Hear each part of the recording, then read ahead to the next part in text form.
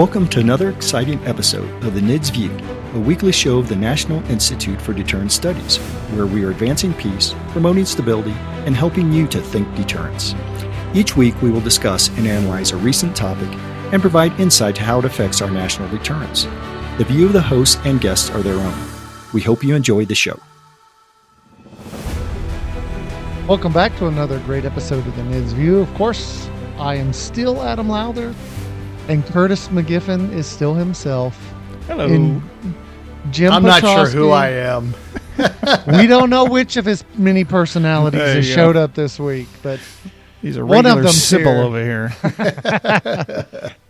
So, today we've got a great topic, and that's, of course, because President Trump has given us this topic, and I'm talking about Iron Dome for America, which is something that the president wants to give the American people. And he signed an executive order. Curtis, you've delved into this executive order in detail. What's your take on what the president's objectives are and what he's, signed, I guess, into law with this order? Well, thank you, Adam. Good to see you. This is a campaign promise fulfilled, right? President Trump campaigned on building an Iron Dome for America, and within a week of his ascendancy into the White House, on January 27th, he issued an executive order. I'm sorry, I don't have the number, but it's one of the early ones. And basically, the idea here is to he's hereby ordered basically an evaluation in 60 days to stand up some sort of Iron Dome. That doesn't mean we're going to have it in 60 days, of course, right? I mean, but it's sort of to orient the country. It's kind of like Kennedy's promise that by the end of the decade we'll go to the moon and back, right? And so I think it's something similar in philosophy here. But what's interesting, I kind of want to start with here, Adam, is the very first paragraph, Section 1, the purpose, where in the executive order, President Trump identifies quote, the threat of attack by ballistic, hypersonic, and cruise missiles and other advanced aerial attacks remains the most catastrophic threat facing the United States, unquote. I found this particularly interesting. I'm not saying I don't disagree or agree. I'm just saying this is also in light of a massive cyber attack. Certainly seems new. A pandemic, fentanyl, which kills 100,000 Americans a year. None of those are the most catastrophic threat facing the United States today. It is this threat of aerial attack. And again, I'm not nitpicking with the president here. Far be it. I'm just saying that it seems it's not something we've heard over the last 8 years, right? So this is interesting that there is an effort here to sort of focus American defense policy in this. What I find very interesting, we in the deterrence theory world, Adam, we call this ballistic missile defense is deterrence by denial, right? We want to deny the adversary the success of an attack, right? And so by them thinking, if I launch an attack, it'll just fail, you can deter them, through this idea. It's futility. I can't. Why bother, right? It's just not worth the attack, and they might retaliate anyway, and that sort of thing, and their stuff will survive. And to the credit of this executive order, President Trump lays out here to further the goal of peace through strength. It shall be, I'm sorry, I'm making that up. It is the policy of the United States. It is the policy of the United States, quote unquote, that the United States will provide for the common defense of its citizens and the nation by deploying and maintaining a next generation missile defense shield.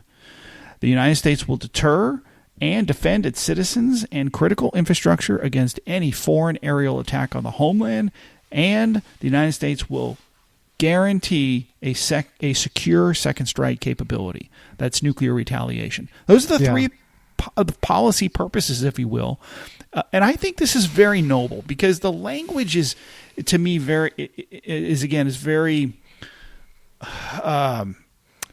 constitutional-esque, right? It is about, the primary purpose of America's, the government is to defend the sovereignty and safety and security of its citizens and its territory. And this is sort of the essence of it all. It's a very Kantian strategy for those of you who are wonky in the deterrence theory world. And it really does, I think, if it were to come to fruition, would enhance assurance or our extended deterrence, because if our allies believe that we will in fact engage our nuclear forces on their behalf because our entire country is protected by missile defense, that they'll really believe in our credibility that we would be there, and they would not get any of their own nuclear weapons at that point. Well, so this is a point where sort of stopping and making sure our audience understands what you're saying. Okay. Yep. And it's just this. So picture, listener, that the United States has a shield that can absolutely protect the United States, the homeland, from ICBMs, from low observable cruise missiles, from hypersonic weapons, you name it. We can shoot it How down. about balloons, Adam? Chinese balloons. Would that be part of it? Yeah, that's the low-tech solution. We already know we can't shoot them down. We've seen them. So at any rate, so we can shoot all that stuff down. Now, the question then becomes when the Russians say, "Comrade, will you trade New York for Rome or Brussels or Bonn, Germany, or whatever?" We can say, yes, we will. Because if you shoot at us, we'll shoot it down. So that goes to your point where you're saying extended deterrence becomes much more credible. That is and correct. So that's kind of a really sort of compelling part of this, is that additional extended deterrence credibility. All right, That's so right. I interrupted you. I appreciate that. And I think that now there's a downside to this, depending upon your persuasion and in deterrence theory, and that is the shelling arguments that really base the success of deterrence on mutual vulnerability. And this was sort of the crux of our Cold War strategy, that we believed that if we remained vulnerable and allowed the Soviets a free ride of their missile systems to hold us at risk, that we would know that, and if they did the same, there'd be no need to shoot each other because we know we would annihilate each other. Mutual assured destruction is born from mutual vulnerability. The problem is the Soviets never believed in that or subscribed to it, and we didn't know that until the 90s for the most part, right? And so it was just by happenstance, I think, in some cases that argument, held any. But that was the whole purpose of the ABM Treaty in 1972 in the first place, right? Was to ensure mutual vulnerability. And of course, that was terminated by President George W. Bush 43 in 2002 because of this supposed rogue threat from North Korea. But we're talking about something that's much bigger now, right? So, in not only in capability, but certainly in cost, right? So this is the other downside of this whole thing, is the cost of what this might be. Yes. In the world of nuclear weapons, Adam, offense is always cheaper than defense. So you bring this up now. There was a recent contract let for some new, ground-based interceptors, or part of the, our missile defense capability. And so, what? I think you have the cost, don't you? Yeah, what was I do. The cost so of that? I'm sorry, I can't remember the name of the contractor, and if I did, it'd probably be inappropriate for me to say. But is it public that the Next Generation Interceptor, or the NGI, just in early 2024, a contract was let for $17.7 billion. Now, to be fair, $13 billion of that 17 is for the development, right? And then the rest of it is for the construction, the deployment, and the maintenance of 21 missiles. When we dollar cost average that first contract over 21 missiles, interceptors, that's $842 million per unit.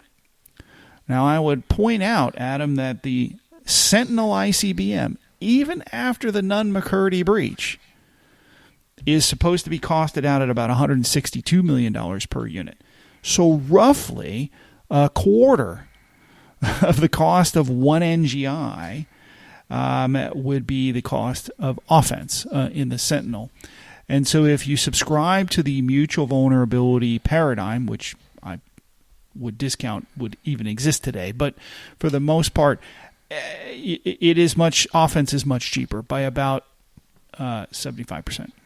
Well, now let's be fair, and that's 14 upfront design costs, Yep. engineering costs, and then so basically it's 3 for the build out. Now let's suppose instead of doing 21, we do 100. I mean, really, if we want to field this kind of a system, we're probably going to need somewhere between 3,000 and 5,000 at a minimum. Yes, that's the point, right? So if you assume it's a 1-for-1 hit, that every interceptor hits, right? Every interceptor takes off, every interceptor tracks, every interceptor finds a target, and then actually detonates and shoots, quote unquote, a missile or an RV down, and many of the Russian missiles are MIRVed, so you really got to target each RV. You're talking maybe a 5-to-1 ratio, and that's if everyone works, right? Yeah, and on top of that, the Russians, I mean, the enemy always gets a vote. So if we start fielding, 1,000, 2,000, 3,000, 4,000, 5,000 of these, the Russians are going to go, well, you're trying to negate our deterrent. That's right. So we're just going to build more of them. And right. So therefore we got to build more. So therefore, for those who do not, and oh, by the way, the Russians have already said, if you build Iron Dome for America, we're gonna build a massive nuclear arsenal to counter your Iron Dome for America. Well, that's right, Adam. In January 30th, Newsweek published an article from quoting a Russian foreign minister, Grigory Mashkov, who said that they would have to expand and upgrade their nuclear arsenal to answer any development of a missile defense system in the United States. So the question then is it, there used to be a time where we could spin the Russians into the ground, right? They accused of this during the Cold War. They thought we were trying to bankrupt them. And in many respects, we actually were trying to bankrupt them, and we could, right? Their economy was, But now, but when you have the Russians, the North Koreans, the Chinese. Well, and we didn't have a $36 trillion debt in the Cold War time frame, and we didn't trade with our adversary. We traded a tiny amount of GDP with the Soviet Union. We kept them from starving every year. To keep from starving, I think we have like a 35-40% trade ratio with the Chinese. I mean, it's just a totally different scenario. Purchase power parity allows them to build systems a lot cheaper than we can, so this is a challenge that we have to think about economically. So then this leads me to the sort of the Jim question, which is, Jim, if you're a technical guy, and if you were to be a betting man and an engineer, which any good engineer knows, don't be a betting man, but let's suppose you were. Engineers don't play the odds, right? They don't. So you're an engineer and a betting man. In this realistic world you're talking about. Yes, exactly. Are you going to place your bets on building Iron Dome for America? Are you going to try to, would you build other defensive capabilities? Let's say bomb shelters in every neighborhood in America. Because remember, if we're going to talk about Herman Kahn wanted robust defenses. He wanted and we used to have far more bomb shelters. They were widespread. They're not anymore. So do we build bomb shelters, defenses, the kinds of stuff that Kahn talked about?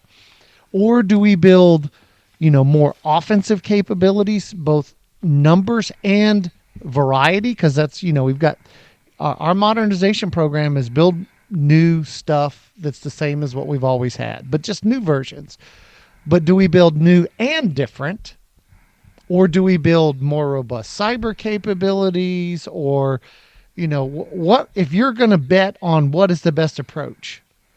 Thinking, take a technical lens on it as far as, cost, probability of success, often it does matter technically because we know what GBIs and what their probability of kill is. We understand how effective bomb shelters can or cannot be. We understand offensive capabilities. So we sort of know how well they work. So asking you, Jim, where do you place your bets on this? No, that's my answer. I mean, what a question! This is like tell me the entire history of the American or the human race, and don't talk about anything that's beyond simple high school math or something. I mean, come on. This is a complex problem. So first of all, and of course you were trying to lead the listener, but I'm not going to fall for that either. So the answer, I mean, you're asking a technical question. Can we build this? Sure. We can build anything. We're engineers. You tell us what you want, we'll build it for you. Get out of the way and we'll do it. Okay. That's my answer from an engineering standpoint, because we know that we can build a Iron Dome. Let me go backward. I'm going to go backward a lot further. So I'm going to start out with Curtis's premise on this. He said that, the purpose of this, and the reason why I bring this up is your question is all about what is the purpose? What are we purposefully building something? What is the mission that we are trying to extract in building this Iron Dome in this executive order? And Curtis points out very, very upfront, the threat of ballistic, hypersonic cruise missiles and other advanced aerial attacks remains most catastrophic threat facing the United States. And unlike Curtis, I'm going to be bold and saying I'm not sure it is. Okay, President Trump, I don't think it is. I really don't. So you want an opinion? I got one. Fire me. And especially when you go down below, 2 paragraphs later, it says over the past 40 years, rather than lessening the threat from next generation strategic weapons, has become more intense and complex with the development of peer and near peer adversaries of next generation delivery systems. Now we're talking about strategic weapons. To me, that's, code word for nuclear weapons. Okay. And next generation delivery systems, their delivery systems, and their own homeland integrated air and missile defense capabilities. My point here is, I think I read into this, and this is unfortunate because I really don't like the way this is written, and it doesn't spell out to me the missile, the true mission here, because I think there's a vulnerability that I believe, maybe I'm wrong, and the Trump administration call me and tell me I'm wrong, and then we'll move on, is that the vulnerability they're trying to get rid of here is all that precursor action that opens the doors to a vulnerability. You take out our eyes and ears, you take out our power, you take out our communications, you take out all these things that can be done with non-strategic weapons, so our strategic vulnerability becomes big. Okay? Think about it. You take out power, you take out people, you take out all these things. Now the U.S. becomes quite vulnerable. And, we left out my favorite, and everyone that reads my bio knows that EMP's big. You do an EMP, but, with a nuclear weapon, and voila, we open vulnerabilities within the United States of an attack, because communication, transportation, banking, government, you fill in all the blanks of all those systems. So when you talk about building an anti-ballistic missile, an Iron Dome over the United States, I see that is what this is written to, but I'm not really clear on it because, as Curtis said, we're not really sure what this is all about. So going back to Adam's 25-minute rant question, trying to lead me to say, we should build offensive capabilities versus defensive capabilities. My answer still is, what are we using this Iron Dome to prevent? What is the prevention of something out there that we are attempting to do with this Iron Dome? We are not Israel. We are not sitting in the middle of a very, very nasty neighborhood that has been threatening us for years. surrounded by our adversaries who are ready to attack us. I don't think Canada and Mexico and the Bahamas, that I mentioned in the last podcast, by the way, are out there ready to pounce on the United States in an attack. Israel is in that kind of a location. So I think that Iron Dome means a lot more for them than it does for us. Now, that said, what do we need to prevent? Well, what we need to prevent in a defense that will make deterrence more capable is deterring our adversaries from thinking they can take us down, whether it be stronger electrical grid, more well-rehearsed and advanced response to nuclear attack, which may include bunkers. And if you are on the video, which I would suggest you do, look behind me. I always keep my civil defense detector sitting back here, which everyone used to have in their homes, because we used to say, if you attacked us, we're prepared. The other side, whichever side it is, right. I can't, one of these back here. Okay. But my point is, do we teach survivability in our schools? Do we teach duck and cover, which, although you laugh about it, it's truly a smart thing to do. Do we do all that as a nation? And the answer is no, we don't. And to me, that's the cheaper defense, and that's the cheaper messaging to the adversary, Russia, to say we're preparing for an attack because we will defend it, and then you'll be attacked afterwards if we don't take the first shot. So that's a short answer. But from a technical standpoint, Adam, we can build whatever. These technical, all of these issues technically are always not the issue. The issue is, do we want to do it? Do we have the money to do it? Do we have the will to do it? Do we have the ability to take some of the shackles we put on our engineers and our scientists and our industry and our military to do these things? Are we willing to do that? And I believe that's what our adversaries are attacking. They're attacking that will, and that's the bigger problem. There. Well, let me add to this real quick, Adam, that the Iron Dome, of course, is borrowed from the Israeli Iron Dome, which we helped build, by the way, subsidized by the American population, for sure. I find that missile defense or Iron Dome kind of strategies are a lot like national health care. It works for small, wealthy countries that have some subsidy from the United States, but not necessarily for a big indebted country like the United States itself. And so I'm not so sure about this, but I'll tell you a couple thoughts that I had. Jim brought up something interesting. An Iron Dome commitment such as this executive order and President Trump's vision would require a culture change that is not unlike what we experienced in the duck and cover 50s, where the American people were totally aware of the Red Menace, right? They were building bomb shelters in their backyards. They were doing duck and cover in the schools. They understood where their civil defense was. And some of them had roles. They had leadership roles in the block of the neighborhood and these sorts of things. And so it was a really large cultural commitment that we don't have in this country and would need to foster, I think, to go along with this kind of thing, especially if we're going to see interceptors, based in farms, much like we saw the old Nike Ajax of the safeguard system of the 60s, which are now cool relics to go and geo hunt on your, on a Saturday afternoon. Also, I would suggest this, Adam, you and I wrote Dynamic Parity last summer, and where we talked about how we would match the nuclear capabilities of our adversaries.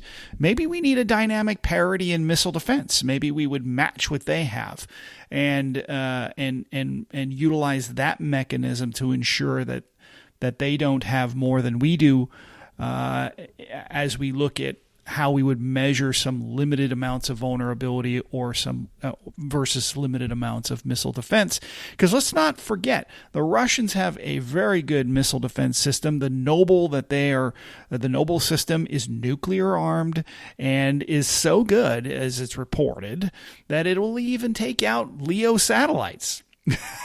So my guess is that they would try to match us by expanding that capability. is this Iron Dome system prepared to be nuclear armed? Are we going to go there? Because that's what the Russians do. And that's on purpose. So they don't have to have as many interceptors. The idea of nuclear fratricide and all that sort of thing. So I think there's a couple of things to think about. There's also a lot of dependency on space-based sensors, which I think is way too vulnerable in this day and age. We need to figure out other ways to have sensors that aren't space-based, including communication systems and ways to ensure the command and control of not only our nuclear deterrent but this missile defense deterrent. And that's what this missile defense is. It's a deterrent. We don't want to ever use it. It's an insurance policy. And so we have to think about it in much of the same way. It's how it's executed, or the mindset, right, of offense versus defense is different. But the reality is they're both deterrent systems that have to be interconnected under the control of certain command and control leaders, decision makers, and these sorts of things. And you got to come to the hard decision of, are some of these sensors systems going to be nuclear armed? So is this, is Iron Dome for America, SDI, 30 years later? I mean, is that really what we're talking about? Because it's, in many respects, if you go back to what Reagan wanted to eliminate all nuclear weapons, and he tried to negotiate with the Soviets. Hey, we will protect you. These will be, defensive systems, defensive capability, and we'll protect everyone. And therefore, we can all get rid of our nukes. So is this, President Trump ultimately, in his Davos speech, he had, a short discussion where he said, I'm going to negotiate with Vladimir Putin, and we're going to, about nuclear disarmament. And so is this part of a larger discussion that perhaps President Trump wants to have? Because, the longer we see President Trump and the more we sort of understand him, the more we understand that he has a tendency to go as far as he can on an issue to then, negotiate to an acceptable place. And so my question is this sort of Iron Dome for America disarmament? Are these sort of negotiating tactics to get, where he wants to be, or are these things where he's, really wants to get exactly what he's laid out?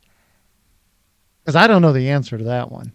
So, Adam, I'll answer first. Yes. Okay. Another one of these like quadruple, double questions. But no, I think this, my opinion, and Curtis might be different, but my opinion is this SDI-esque in that it's designed to push a button for the Russians to cause them to either spend money or negotiate back. And I don't see a whole lot more than that. We certainly can do this, as I said before. But will we do it? I think, there's going to be, no matter what happens in this study, it's going to be valuable. For example, let's say we do a missile defense review and we find out that there's new technologies that can be incorporated to make Iron Dome better. Well, hey, Israel, here, some new technology. Okay. But I don't see this as being what it's set out to be for exactly for one of the reasons of the multiple part question you ask, that President Trump is basically negotiating out far. So he has a negotiation point. And if the Russians want to bite, well, they can spend themselves into oblivion trying to keep up. We're Americans. We can always keep ahead. That's my opinion. Curtis? So here are my thoughts on this. I would say that, SDI, going to the SDI question. So in last week's podcast, we talked about peace through strength, another Reagan-esque motto that President Trump has embraced. So I suppose philosophically this might be similar, but I don't really think it's the same thing. SDI was generally, I think, viewed by the Russians as just too much power in one country's hands, so to speak, right? That's why as much trust and relationship there was between Gorbachev and Reagan, there wasn't that much. And, and what's ironic is Gorbachev offered to treaty away ICBMs if we would just stop doing SDI. And President Reagan refused because his vision was SDI was bigger than just the ICBMs of America and the Soviet Union, that there would be others who would get ICBMs and we would need to defend against them too. Right. But I think what might have been short-sighted was that was true with as far as China goes, but the reality is that it was the Russians who were still developing massive amounts of ICBMs, and that was the plan. That was Gorbachev's plan to defeat SDI, was to just overwhelm it by building more and more missiles, and I suspect that will be their plan to overwhelm this Iron Dome. They'll attempt to overwhelm it by building more and more missiles. So this argument about whether or not this is going to create an arms race, I guess, those who want to argue arms races are bad will say this is going to be a bad arms race. And so that would be that's a fun academic argument to have at another time. I also would argue, to your question, Adam, this is potentially, and again, we talked about this last week, leverage for the president and from which to begin to negotiate, right? Yeah. SDI was one of the main things that brought the Soviet Union down. They just could not figure out how they were going to afford to defeat SDI. And I'm thinking there's a similar argument here, right? That an Iron Dome that could happen that is so big and so overwhelming that they would not be able to afford to keep up with it. The truth would be in history and also in the future, so it's hard to know. All we can do is speculate. Finally, this is another reason why we want Greenland. Because I suspect a lot of these interceptors and the sensors that would support them would need to sit on that beautiful island, and we want to make sure that if we have to put nukes there on these things that we can, and we don't want the Danes arguing against that. And so this is going to be a challenge, and that might be why Greenland is on the target list, so to speak, politically. I can only imagine how many radars and interceptor sites we're going to have in our 51st state. Oh, yes. I mean, that's another great. Yeah, the state of Canada will have. Let's not freak the Canadians out any more than they already are. So, I mean, I saw a picture in which all of the American bourbon had been removed from a Canadian liquor store. And you talk about a shocking image right there. So after all we did for them, they still booed the American anthem at a recent hockey game. These things will work themselves out. But I would say that this is it's always a great discussion. It's a great discussion. And to Jim's point, we are going to learn a ton of science and engineering that will be the offshoot of this stuff, and that will be good. It will probably show up in our automobiles at some point. Yeah. Well, unfortunately, we are out of time.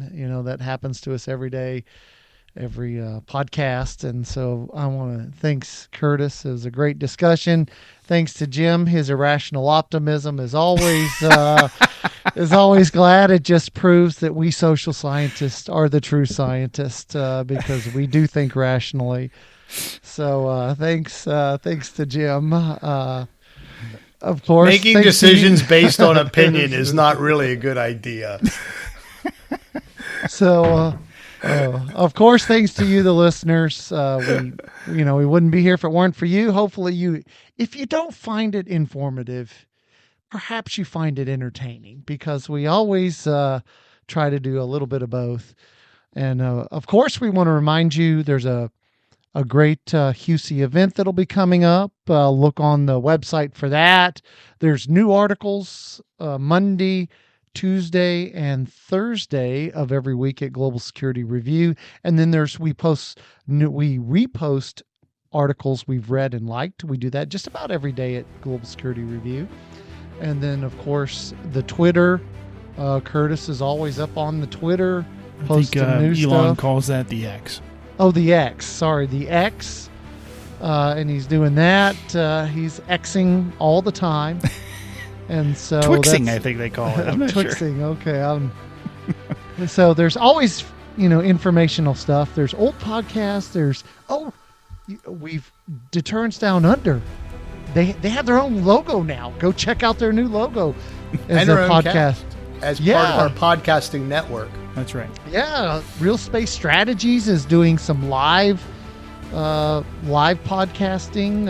So that's something else you can, look forward to. There's always something. Curtis and I and Jim and some of our other colleagues are trying to put the finishing touches on an upcoming book. So there's lots and lots going on. So stay engaged. And of course, as always, we want to remind you to think deterrence. Thank you for listening to the NIDS View. This show is produced under the NIDS Podcasting Network, a division of the National Institute for Deterrence Studies. NIDS is a 501c3 organization dependent upon donations to provide this podcast and bring about awareness of the peacekeeping value of U.S. strength and our national deterrence. You can catch all of our podcasts or provide feedback at thinkdeterrence.com. I would like to thank our producer, Kimberly Charrington, our sponsors, and all the fantastic members of the National Institute for Deterrence Studies for making this podcast possible. Stay tuned next week for another exciting and informative The NIDS View.